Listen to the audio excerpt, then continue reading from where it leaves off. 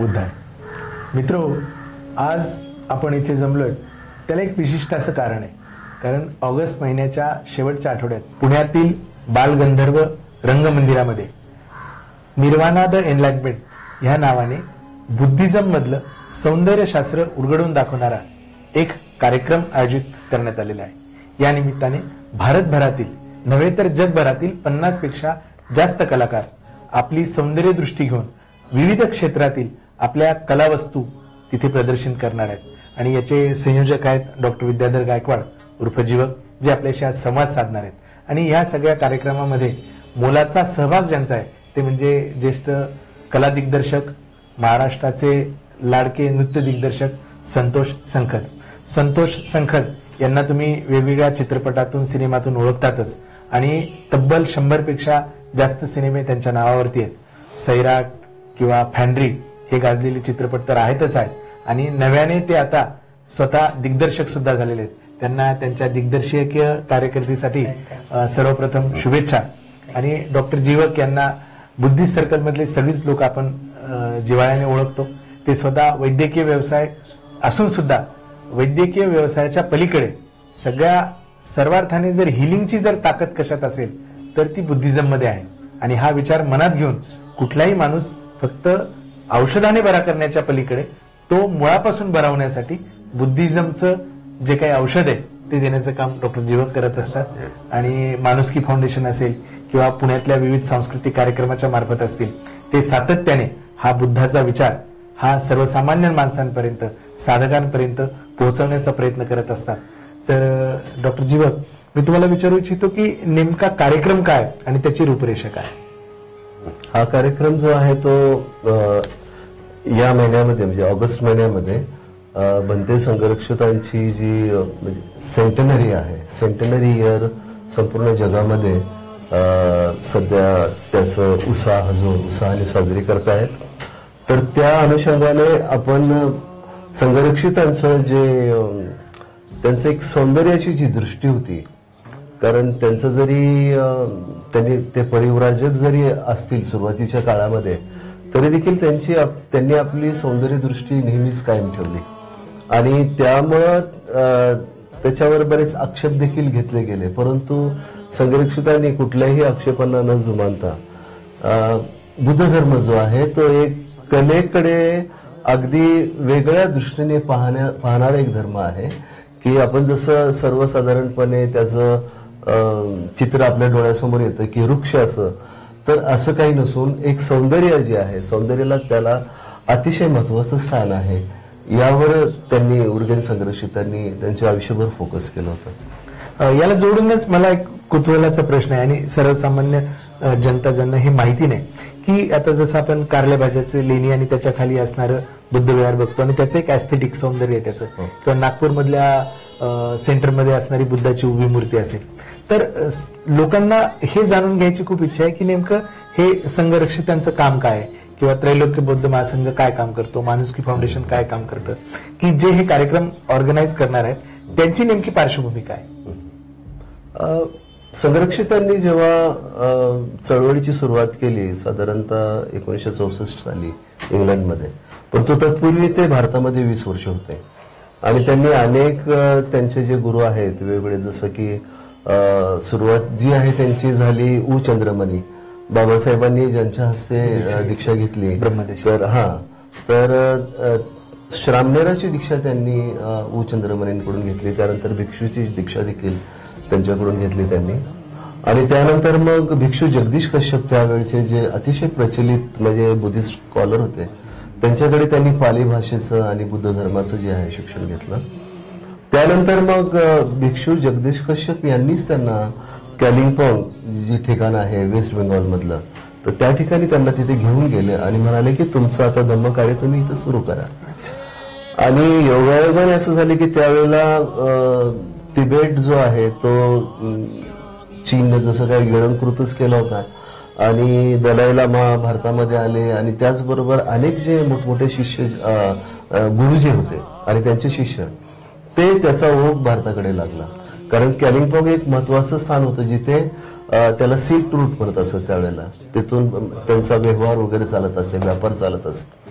प्रत्येक गुरु त्या ठिकाणी येत राहिले आणि संरक्षिता अतिशय म्हणजे म्हणू शकतो आपण की भाग्यवान ठरले की मोठमोठे गुरु जसं जामेन खेन्से रिंपोचे, दिल्गो खेन्से रिंपोचे, चतुल संगे दोरजे रिंपोचे, काचू रिंपोचे असे मोठमोठे गुरु त्यांना तिथे भेटले आणि मग त्यांच्याकडून देखील त्यांनी ते शिक्षण घेतलं.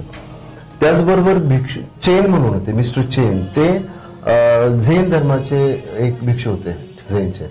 तर असं सर्वांगीण बुद्ध धर्माची जी शिक्षण आहे ते त्यांना तिथे मिळालं. त्यामुळे एका वन ऑफ द टीचर जसं मला वाटतं चतुल संग दोरजे रिंपोचे जे आहेत, त्यांनी त्यांना सजेस्ट केले की तुमचं जे विहार आहे इथं त्याला तुम्ही त्रियान वर्धन विहार असं नाव द्या. त्याच्यामध्ये तिन्ही यानाचा समावेश असेल, कारण तुमचं शिक्षण तसं झालेलं आहे. आणि मग बुद्ध धर्माकडे पाहण्याचा हा वेगळा दृष्टिकोन जो आहे की आपण जसं पाहतो की तुम्ही जर थायलंडमध्ये गेलात किंवा बर्मामध्ये गेलात, श्रीलंकेमध्ये गेलात, तुम्हाला तिथे केवळ थेरवादा बुद्धिझम दिसेल. तिबेटमध्ये गेला तर केवळ वज्रयान दिसेल. त्याचबरोबर चीनमध्ये, जपानमध्ये तुम्हाला झेन किंवा महायान बुद्ध दिसेल. परंतु बंदे संरक्षित उर्गेन संरक्षितांनी जो अभ्यास केला तो ह्या सगळ्या गुरुंच्या कलेक्ट केल्यामुळं आणि त्यांनी कुठल्याही ह्याला म्हणजे थेरवादाला त्याजे मानलं नाही किंवा महायानाला मानलं नाही, त्याचबरोबर वज्रयानाला पण नाही. तर हा बुद्ध धर्माचाच भाग आहे. ज्या ज्या वेळेला बुद्ध धर्म भारतामध्ये ज्या स्टेजमध्ये होता त्या स्टेजमध्ये असताना तो त्या त्या कंट्रीमध्ये गेला, त्या देशामध्ये गेला आणि त्याचा तिथे विकास झाला. हा दृष्टिकोन ठेवून त्यांनी इंग्लंडमध्ये 1964 साली ही चळवळ सुरू केली आणि मग त्या चळवळीचं लोन हळूहळू आतापर्यंत जवळपास 40 देशामध्ये आहे.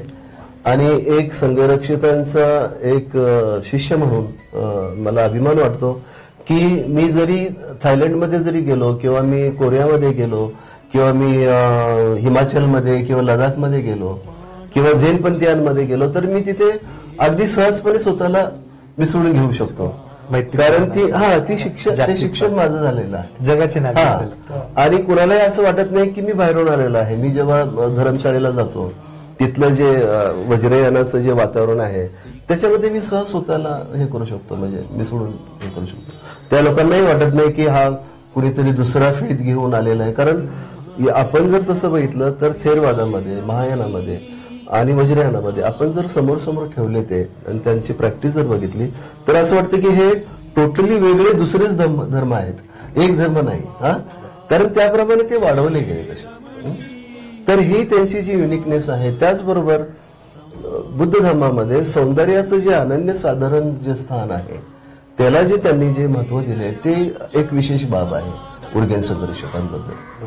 तर त्यांच्या सेंटनरीच्या निमित्ताने जन्मशताब्दी जर कशी आपण साजरी करावी तर आर्टचं एक आपण एक्झिबिशन किंवा आर्टचं प्रदर्शन करून करावी, ही खऱ्या अर्थाने त्यांना आपल्याला एक आदरांजली असेल असं वाटलं. हा विचार आला आणि मग संतोषजीशी मी चर्चा केली, आपणाशी चर्चा केली आणि मग आपण हा जो आहे 21 ते 26 आपण हा कार्यक्रम घेतो आहोत.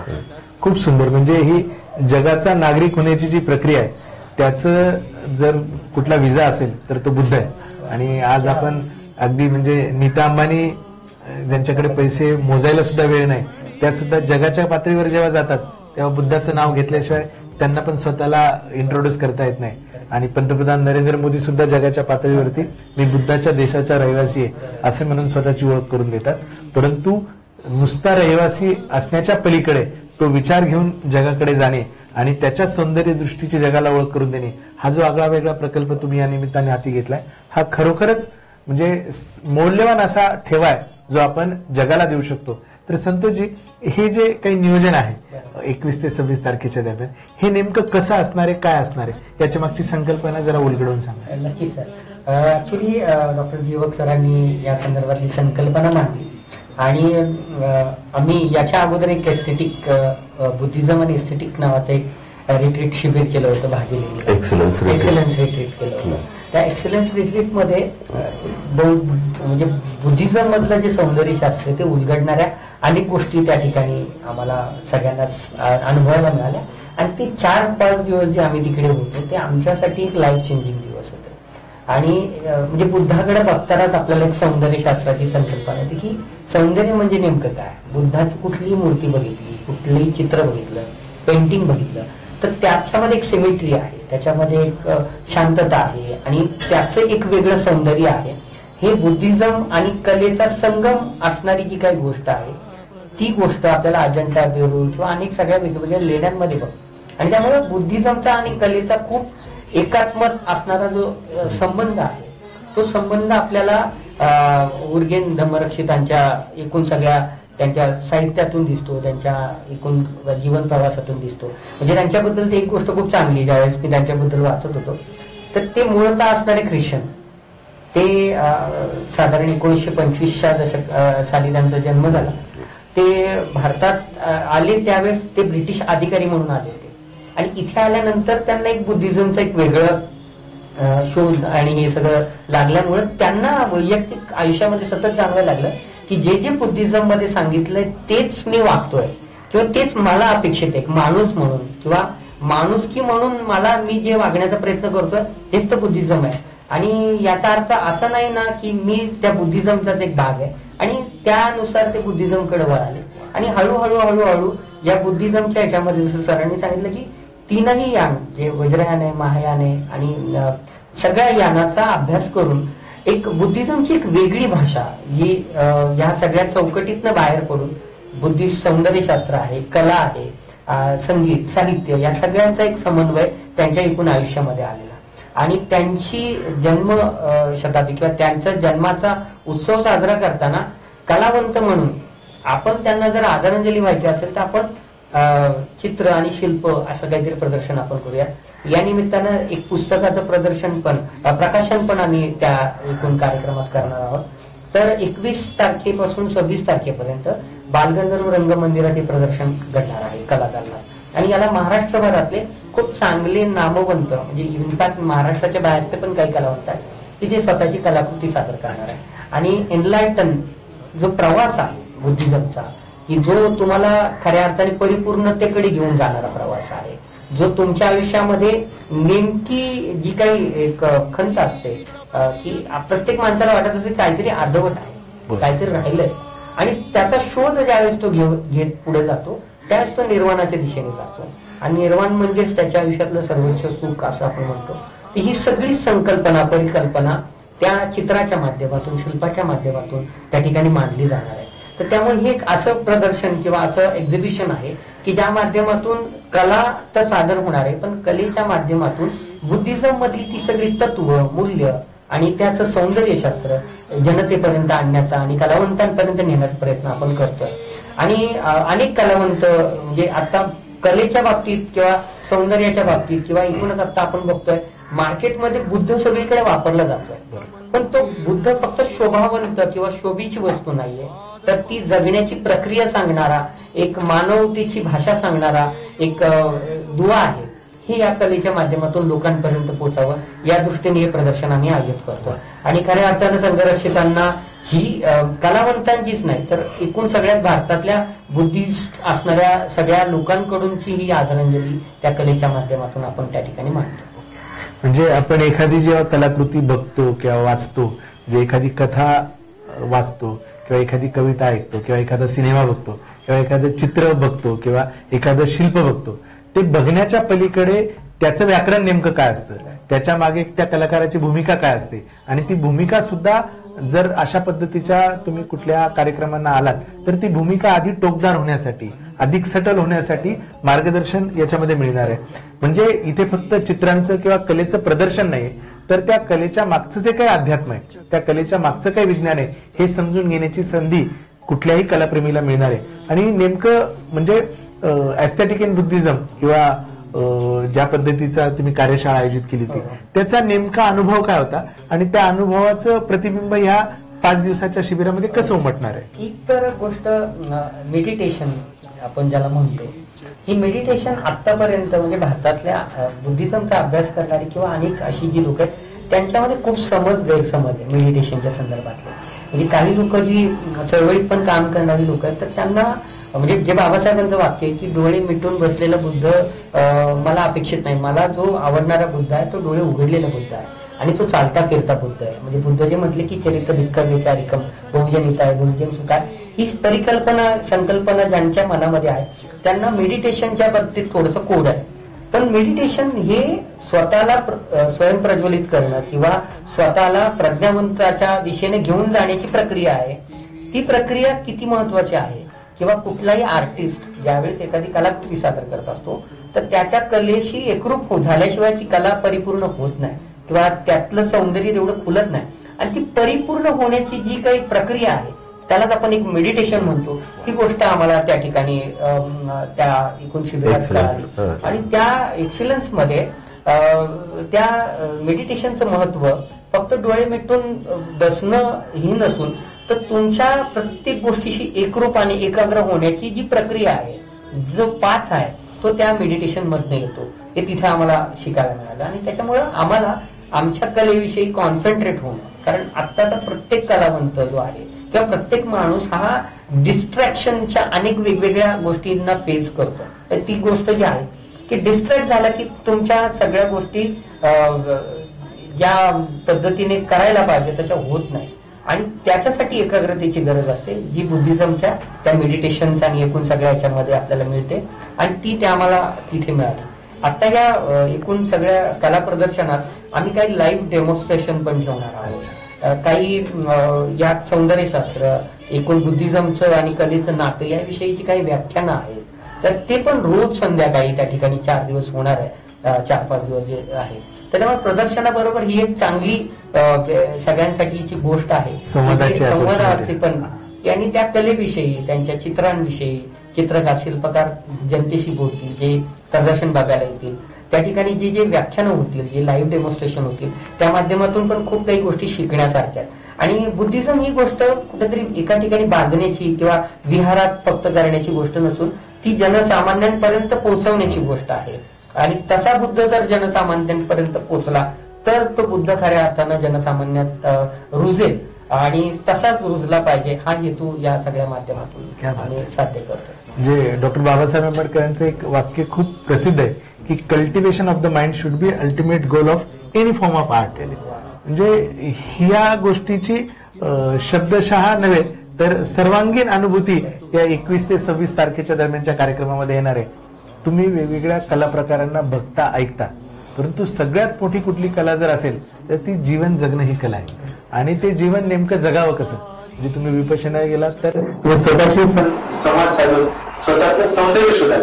परंतु असं सौंदर्य ज्यांनी शोधलंय अशा लोकांच्या जेव्हा 50 पेक्षा जास्त लोकांच्या सानिध्यात आपण जातो तेव्हा तो त्यांच्या स्वयंप्रज्ञेचा, सौंदर्याचा आविष्कार हा आपल्यामध्ये कुठेतरी झिरपल्याशिवाय राहणार नाही. आणि याची जर तुम्हाला अनुभूती घ्यायची असेल, साक्षीदार न होता प्रत्यक्ष त्याच्यामध्ये सहभागी व्हायचं असेल तर तुमच्या ऑगस्ट महिन्यातली 21 ते 26 तारीख ही तुम्ही आजच राखून ठेवा. आणि बहुसंख्येने या एक्सलन्स रिट्रीटला किंवा नुसत्या कला प्रदर्शनाला नाही तर स्वतःच्या संवादासाठी आणि जीवन जगण्याच्या कलेला अधिक समृद्ध करण्यासाठी नक्की आपण सारे भेटूयात. आणि बुद्धाने जे 2500 वर्षापूर्वी सत्य आपल्याला सांगून ठेवलंय त्या सत्याचा परत एकदा अनुभूती घेऊ आणि नव्या दमाने, नव्या आभाळाकडे, नव्या क्षितिजाकडे वाटचाल करू. तुम्हाला सगळ्यांना खूप खूप प्रेमाचं, आग्रहाचं असं आमंत्रण. आणि आपण सगळे भेटूयात 21 ते 26 ऑगस्टच्या दरम्यान बालगंधर्व रंगमंदिर पुणे येथे या सगळ्या अनुभवासाठी.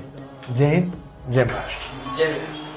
शरणं संगोपि शरणं वरम् एतेन सच्च वच्चेन